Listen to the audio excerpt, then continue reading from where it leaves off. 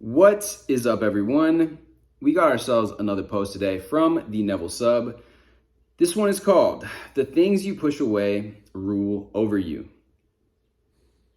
And I really like the first part of this post. It is a 4-paragraph post, and I think the first two paragraphs are so on point. I'm probably just going to read those, but I'm going to leave a link to it in the description so you guys can check out the full thing down below. And without further ado, here it is.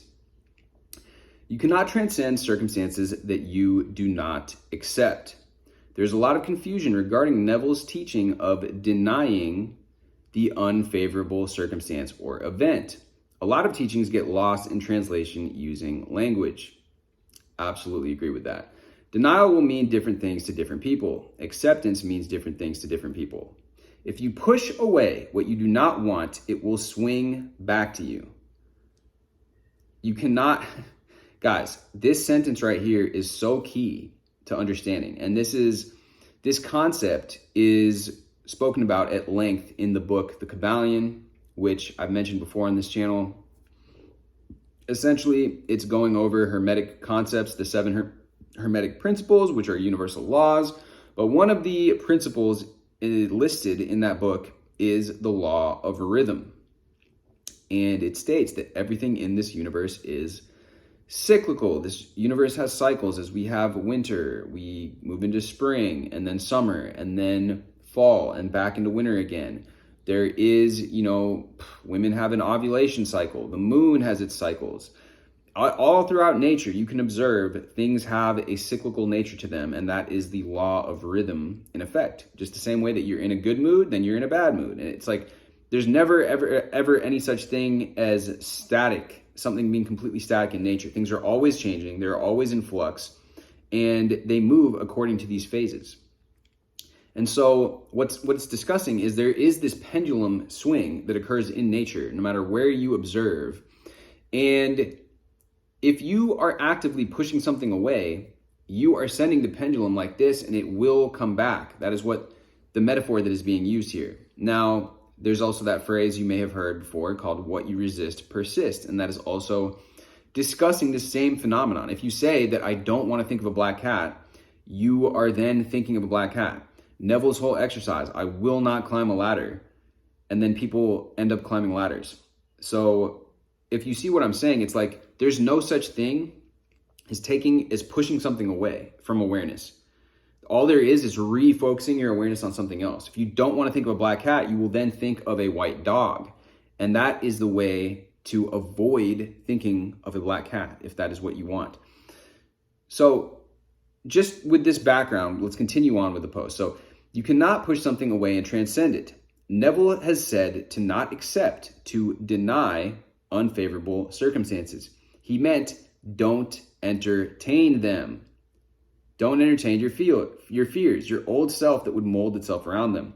Exactly. And this is why Neville references in the Bible that you do not want to bring in unwanted guests. And there are biblical stories about bringing in guests, and you wouldn't, the same way you wouldn't want to entertain these unwanted guests into your home, you don't want to entertain these unwanted thoughts. Your mind is a sacred garden, a house, if you will. And you are not entertaining those. And John Kehoe talks about, and I've mentioned John Kehoe before in other videos, that his metaphor is that the mind is a garden, and we are weeding the garden of the mind when we use the various techniques that we have at our disposal. But one thing that he brings in his course Mind Power and in his teachings in his book called Mind Power is the fact that we have the power to entertain. We have the power to choose which thoughts we entertain. We have the power to insert any thought of our choosing into our mind. So we have the choice, guys. It is up to us whether we want to dwell. Something bad can happen in our 3D reality, but it's up to us. Do we want to entertain this? Do we want to spend time? Do we want to dwell on this?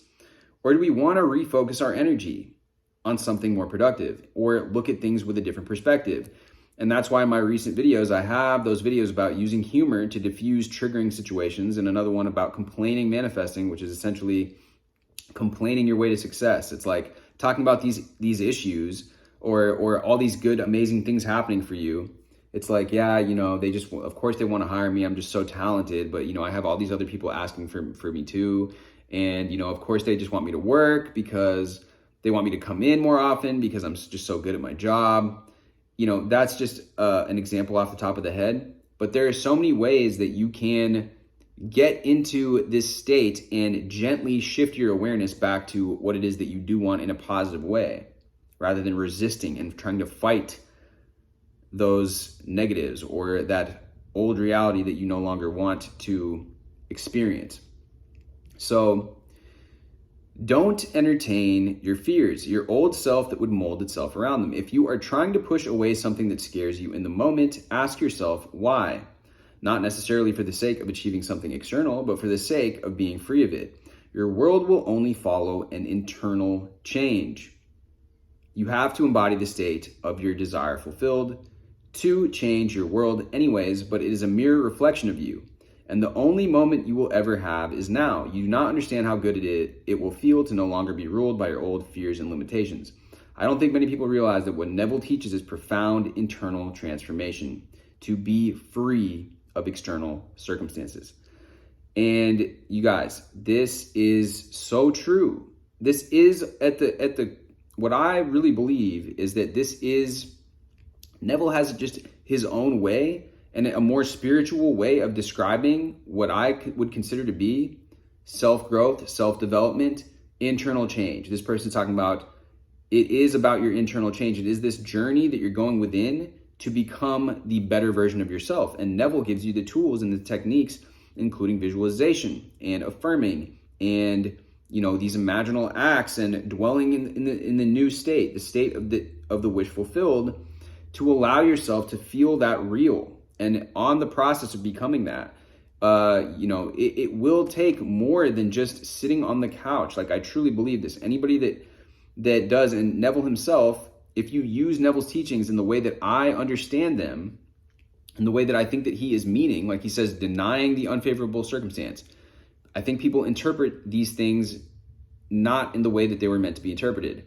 It's denying, not to accept, to deny unfavorable circumstances. It means you don't focus on them.